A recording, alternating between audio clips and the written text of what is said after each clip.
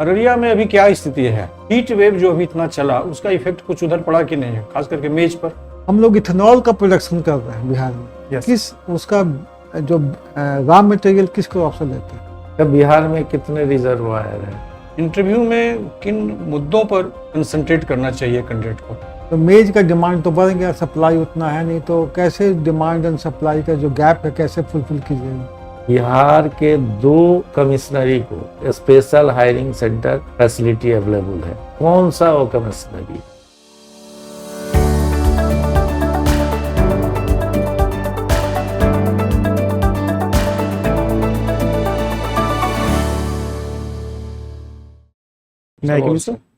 आइए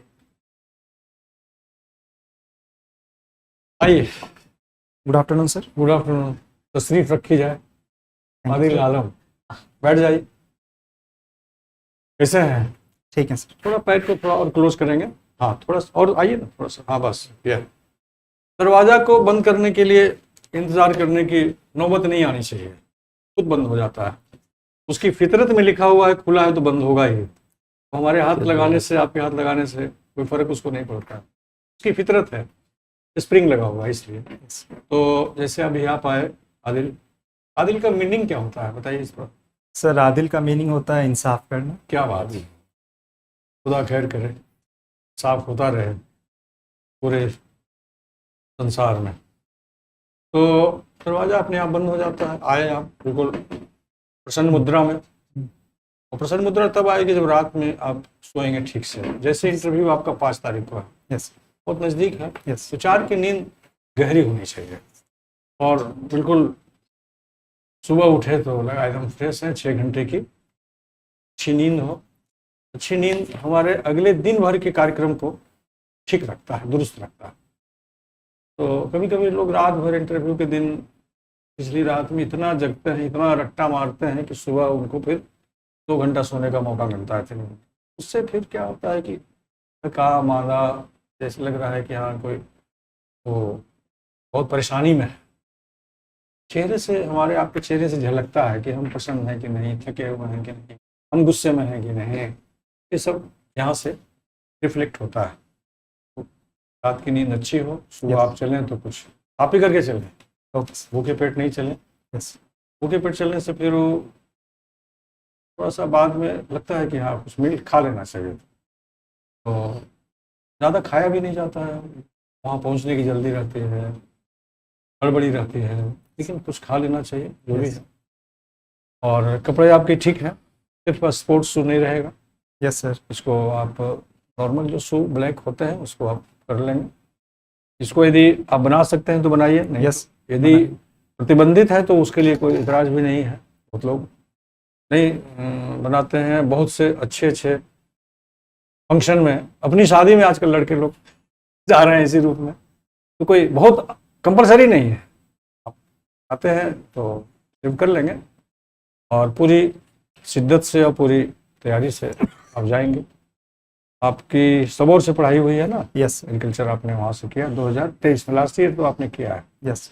अररिया में अभी क्या स्थिति है? जो मानसून तो समय पर वहाँ आ ही गया, यस। तो फसलों का चक्र जो चल रहा है वो सब बुआई का सब समय पर हो रहा होगा? यस सर, समय पे होगा, उसमें कोई दिक्कत नहीं है? कोई दिक्कत। हीट वेव जो अभी इतना चला उसका इफेक्ट कुछ उधर पड़ा कि नहीं है, खास करके मेज पर? सर अररिया में हीट वेव उतना नहीं है, वहाँ उतना हीट वेव का असर उतना नहीं रहता। अच्छा अच्छा, वो लोलैंड है, जल अधिग्रहण क्षेत्र है, यस। इसके वजह से। लेकिन बाकी अपने राज्य में तो उसका प्रभाव पड़ा ना? यस। किन किन फसलों पर पड़ा? सर जो मेनली जायद सीजन के फसल थे, जैसे ग्रीन ग्राम हो गया, और जो ककरबिटेसियस वेजिटेबल्स थे, और जो वाटरमेलन, मस्क मिलन, उस पर ज़्यादा असर पड़ा। और जो खरीफ सीज़न का तो सर उस टाइम पे हीट वेव, मतलब खरीफ सीज़न का सोइंग तो नहीं हुआ था हीट वेव के टाइम पे। खरीफ सीज़न का सोइंग तो आपको जून के लास्ट वीक से स्टार्ट होगा। तो मेनली सर, और कुछ रबी क्रॉप जो लेट हार्वेस्टिंग हुए होंगे उन पे हार्वेस्टिंग के टाइम पे असर देखा गया। ऑर्गेनिक खेती पर कुछ बिहार में काम हो रहा है क्या? सर बिहार गवर्नमेंट की एक स्कीम है ऑर्गेनिक कॉरिडोर, जो 3rd रोड मैप में लाया गया था। सर इसके तहत जो है गंगा के किनारे में 13 डिस्ट्रिक्ट को ऑर्गेनिक खेती करने के लिए ये किया गया है सर। सिर्फ उसी 13 डिस्ट्रिक्ट को, गंगा के किनारे वाले ही क्षेत्र को क्यों सिलेक्ट किया गया, बाकी जगहों को क्यों नहीं किया गया? सर क्योंकि गंगा के किनारे वाले क्षेत्र में जो सर टाल लैंड है, वहाँ पे ऑर्गेनिक कल्टीवेशन अच्छे से हो सकता है। क्या वो बाढ़ के चलते, क्या वो जो परिवर्तन होता है, ये बाढ़ के चलते जो मिट्टियां बदलती हैं, यस सर, उसके वजह से क्या उसके वो ज़्यादा फर्टाइल होती हैं सर। ज्यादा फर्टाइल होती है? तो टाल क्षेत्र में तो गंगा कहीं है नहीं, है कहीं टाल क्षेत्र में कहीं गंगा है नहीं। हाँ, उसके समीप जो उसके दियारा समीप- लैंड, यस जो दियारा लैंड टाइप का जो होता Yes. है ना, उसमें होता है। यस तो there is difference between Diara land and Tal land. Tal जैसे हुआ मोकामा का, बहुत फेमस यस है ना। तो चलिए बढ़िया है। और इंटरव्यू में किन मुद्दों पर कंसंट्रेट करना चाहिए कैंडिडेट को? सर कॉन्फिडेंट रहना चाहिए और स्ट्रेस में नहीं आना चाहिए हम्म, और अच्छे से कम्युनिकेशन स्किल अच्छा होना चाहिए हम्म। और अच्छे से आंसर करना चाहिए। इसका बेस क्या हुआ? इन चारों चीज जो आप बताए हैं, यस उसका फाउंडेशन क्या हुआ? सर फाउंडेशन हुआ कि सर फाउंडेशन मतलब प्रेशर में नहीं आना है और रिलैक्स्ड रहना है। फाउंडेशन का मतलब ये हो ना आदिल कि ये चार चीज जो आपने बताया है ना, तो उसका बेस क्या होगा? उसका बेस, आधार क्या होगा? स्टडी होगा, यस सर, स्टडी होगा, अध्ययन होगा ना, Yes. तालीम होगी, यस नॉलेज होगा, यस उसी पर सब इमारत खड़ी रहेगी। और वो जितना मजबूत रहेगा, फिर कॉन्फिडेंस लेवल भी रहेगा। नहीं, इस चैप्टर में मुझे जहाँ से पूछा जाएगा मैं जवाब दूंगा, ये कॉन्फिडेंस हुआ। और जवाब देना ही है। यस जब कमांड ऑन चैप्टर रहेगा, कमांड ऑन स्टडी रहेगा, कमांड ऑन नॉलेज रहेगा, तो उसमें कॉन्फिडेंस भी रहेगा, फिर कम्युनिकेशन स्किल भी रहेगा, उसमें कंसंट्रेशन भी रहेगा, रिप्रेजेंटेशन भी रहेगा। चलो, अभी आप हम लोग डिस्कस कर रहे थे ऑर्गेनिक फार्मिंग पर। यस तो ऑर्गेनिक हाँ, फार्मिंग और जो ट्रेडिशनल जो हम लोग फार्मिंग कर रहे थे, दोनों में क्या अंतर है? सर ऑर्गेनिक फार्मिंग में हम लोग synthetic chemicals like fertiliser, pesticide, herbicide ये सब का यूज़ जो है रेस्ट्रिक्टेड होता है। कन्वेंशनल फार्मिंग में हम लोग ये सब यूज़ करते हैं। ऑर्गेनिक फार्मिंग में सर इनपुट के क्वालिटी पे ध्यान दिया जाता है और ट्रेडिशनल फार्मिंग में हम लोग इनपुट के मतलब क्रॉप्स के ईल्ड पे ज़्यादा कंसीडर करते हैं। तो जो आप केमिकल फर्टिलाइजर का सब्स्टिट्यूट कर देंगे, कौन सा? सर सब्स्टिट्यूट में जैसे सर ऑर्गेनिक मैन्योर हो गया, हम लोग ग्रीन मैन्योरिंग कर सकते हैं, ब्राउन मैन्योरिंग कर सकते हैं।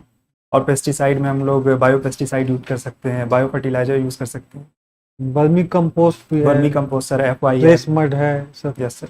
कुछ कल्चरल ऑपरेशन भी कर सकते हैं, कल्चरल मेथड से भी इम्प्रूवमेंट कर सकते हैं। यस सर, हम लोग ऑर्गेनिक एग्रीकल्चर में अगर क्रॉप डाइवर्सिफिकेशन करेंगे तो उससे हमको पेस्ट मैनेजमेंट में केमिकल्स का यूज़ कम करना पड़ेगा। और सर कल्चरल प्रैक्टिसेस में जैसे हम लोग सर डीप समर प्लोइंग कर सकते हैं पेस्ट मैनेजमेंट के लिए। और सर सॉइल की फर्टिलिटी को बढ़ाने के लिए सर उसमें हम लोग ऑर्गेनिक मैन्योर्स वगैरह ऐड कर सकते हैं। और सर ऑर्गेनिक एग्रीकल्चर में जैसे हम लोग जीरो टिलेज पे अगर करेंगे तो उससे भी सॉइल का ऑर्गेनिक मैटर कंजर्व रहता है।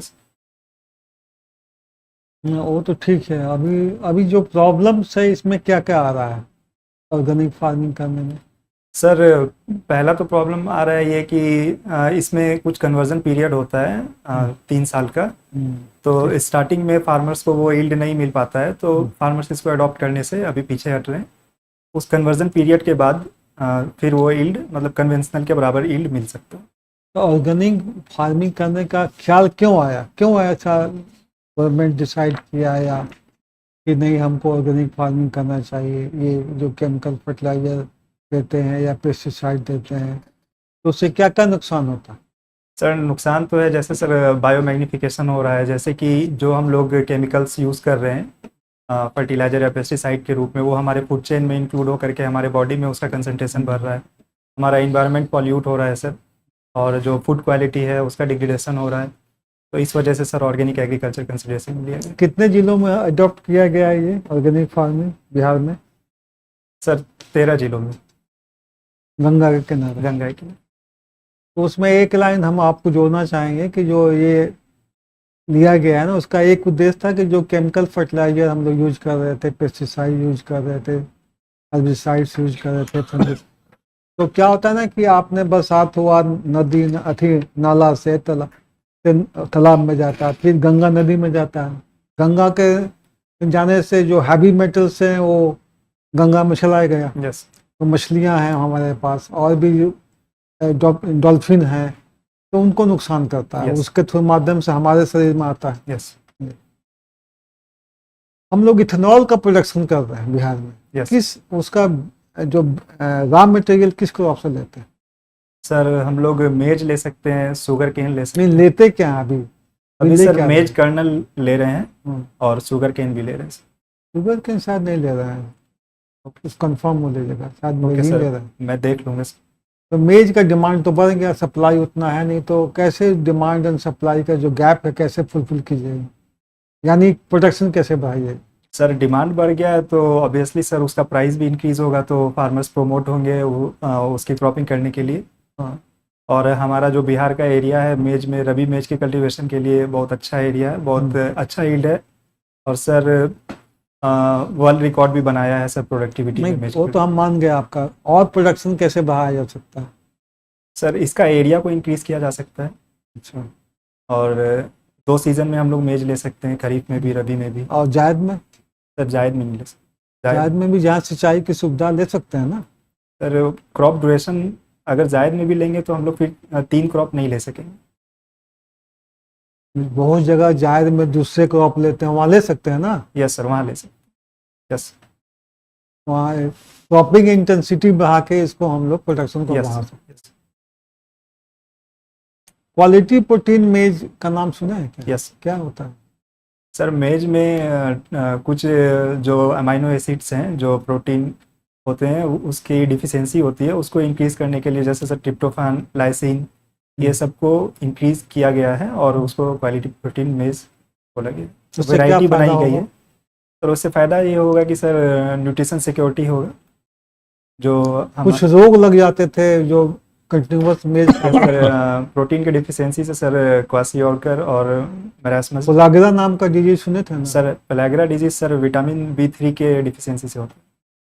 तो वो दूर हो जाएगा। अच्छा, ये हाई डेंसिटी प्लांटेशन करना है मैंगो में, तो कौन सा वैरायटी लेंगे और कैसे करेंगे बताओ? सर हाई डेंसिटी प्लांटिंग के लिए हम लोग शॉर्ट ग्रोइंग वैरायटी लेंगे। आम के केस में क्या लेंगे?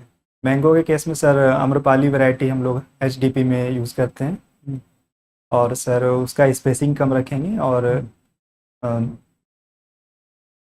यही है सर, स्पेसिंग कम रखेंगे और आम्रपाली वैरायटी यूज़ करेंगे। कुछ कल्चरल मेथड और भी कुछ उसका हाइट के लिए प्रूनिंग वूनिंग करेंगे ना? यस सर, उसका हाइट के लिए, उसके स्ट्रक्चर को मेंटेन अच्छा, करने अभी के जो लिए बरसात हुआ उसमें आप धान का रोपाई करना है, धान की खेती करनी है, तो कौन सा सबसे सुटेबल मेथड होगा आज के परिप्रेक्ष्य में?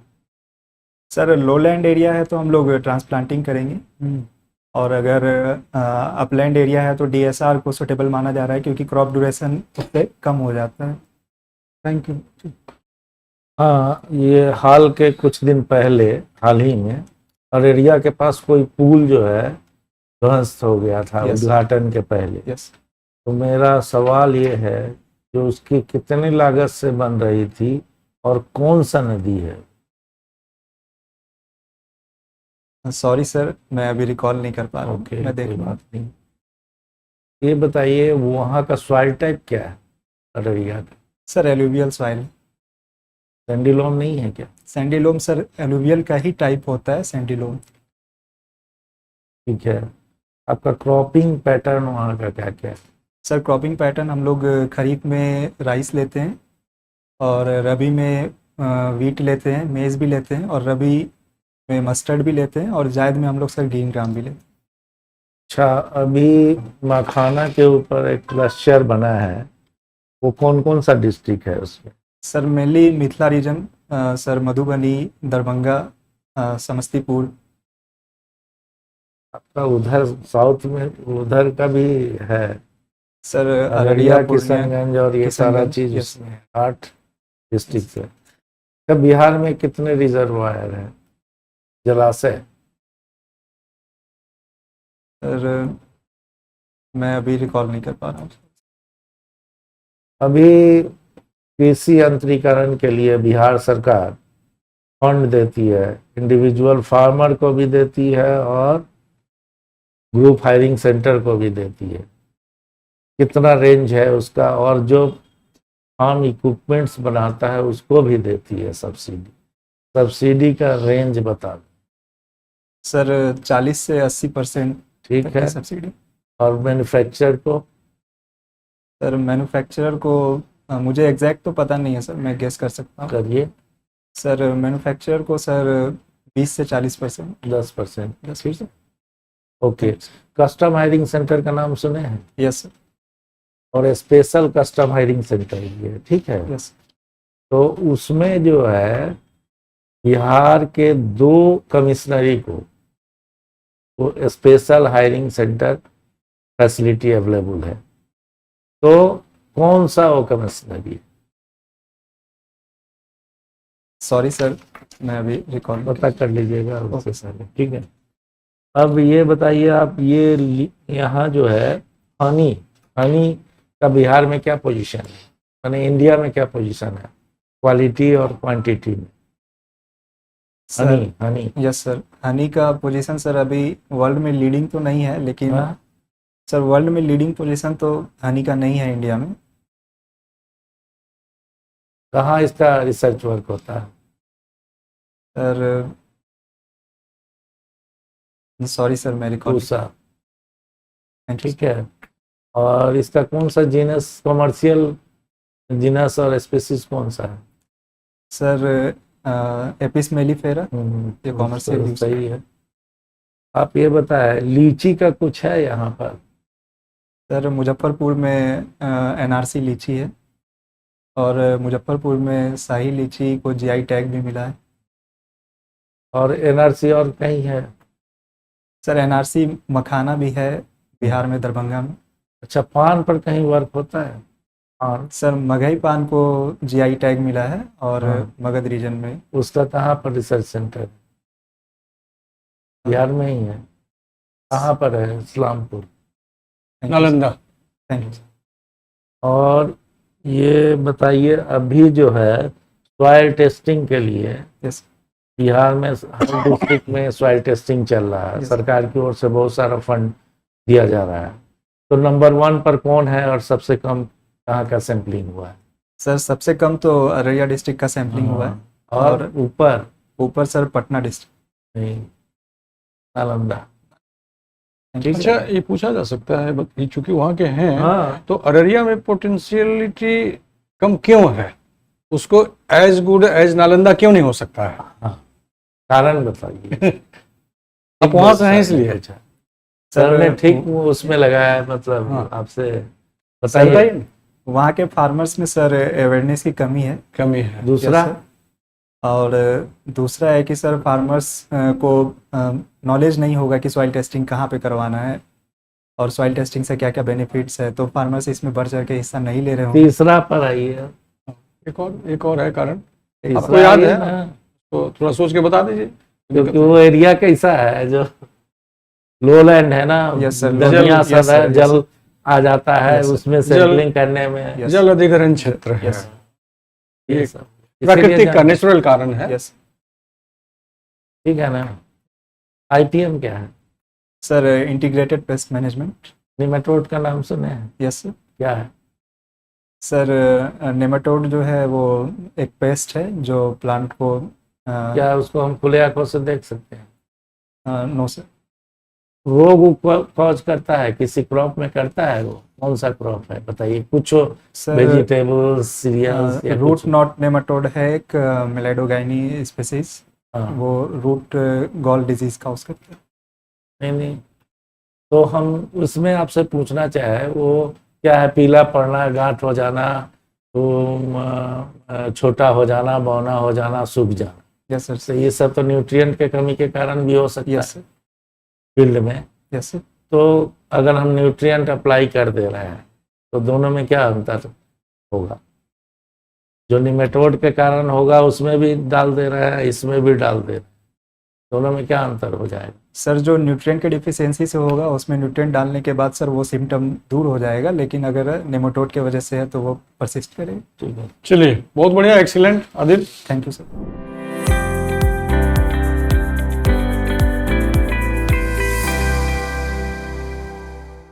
Your interview is over and you get relaxed 200%। कुछ कहना नहीं है, success is guaranteed thank you sir much. From this board. तो आपकी कोई ख्वाहिश हो, कोई सवाल पूछने की, कुछ जानने की, तो पूछिए। सर मुझे लग रहा था कि मैं हाँ। थोड़ा ओवर एक्साइटेड नहीं नहीं, ठीक है, और ओवर एक्साइटेड नहीं है, it reflects your internal knowledge yes और वो झलकना चाहिए। जब हमें तालीम का जुवार गुवार आता है ना, यस तो रिफ्लेक्ट होता है और होना भी चाहिए, और उससे एक इम्प्रेशन बनता है इंटरव्यू बोर्ड में। हाँ, उसमें कोई मिथ्या नहीं है, बिल्कुल जो भी है आपका एकदम सही है, एकदम यथार्थ है, टू द पॉइंट है, और पूरी शिद्दत से आप चीज़ों का जवाब दे रहे हैं, इसलिए वो कोई अदरवाइज नहीं है। और खाली अखबार वगैरह देख लीजिएगा, यस क्योंकि पूछा जा सकता है आज का हेडलाइंस क्या है, तो इन चीज़ों पर प्रिंट मीडिया का समाचार जो है वो ज़्यादा ऑथेंटिक है। यस टीवी का और बाकी यूट्यूब का बहुत ऑथेंटिक नहीं न्यूज़ होता है। यस और ये आपकी अच्छी लगी, जैसे आप कोई सवाल पूछा जा रहा है आप नहीं जान रहा है, तो मुझे रिकॉल नहीं हो रहा है आपका। अच्छा, ये कहाँ से मिला आपको टिप्स? मुझे रिकॉल नहीं हो रहा है। सर ये मैंने मॉक इंटरव्यूज़ देखे थे, मतलब मॉक इंटरव्यूज़ देखे थे जो आईएएस एस्पिरेंट वगैरह के हाँ। यूट्यूब पे अवेलेबल हैं, तो वहाँ से मैंने सीखा कि अगर कुछ याद नहीं आ रहा है तो सॉरी सर मैं रिकॉल नहीं कर पा रहा हूँ। रिकॉल नहीं कर पा रहा। बहुत लोग बोल देते हैं कि मुझे नहीं आता है, मुझे मैं नहीं जानता हूँ, तो थोड़ा रूखा लगता है जवाब। और आप जो कह रहे हैं उसमें थोड़ा सा स्कोप है कि नहीं, मैं नहीं, मुझे रिकॉल नहीं हो रहा है, इसका मतलब है कि ड्यूरिंग इंटरव्यू पीरियड मुझे रिकॉल हो सकता है, यस और फिर रिकॉल यदि हो गया तो हम आंसर देने की पोजीशन में आ जाएंगे। यस तो चलिए, wish you all the best. Selection Thank you, तो sir. होना ही है।